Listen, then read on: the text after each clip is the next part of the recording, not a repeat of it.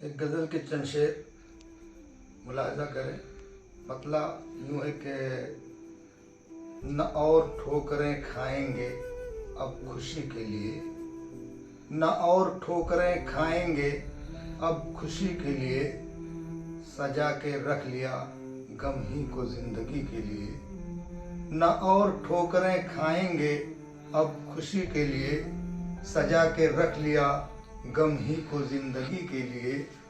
और लुटा दो ऐसी कोई शय जो जान से बढ़कर हो, लुटा दो ऐसी कोई शय जो जान से बढ़कर हो, मताए दिल तो बहुत कम है दोस्ती के लिए।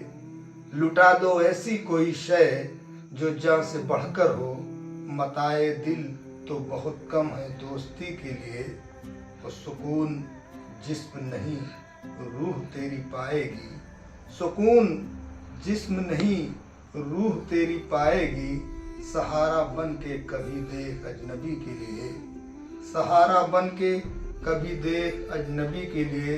और ये शेर आफ्ताब बतौर ख़ास कि सहारा बन के कभी देख अजनबी के लिए।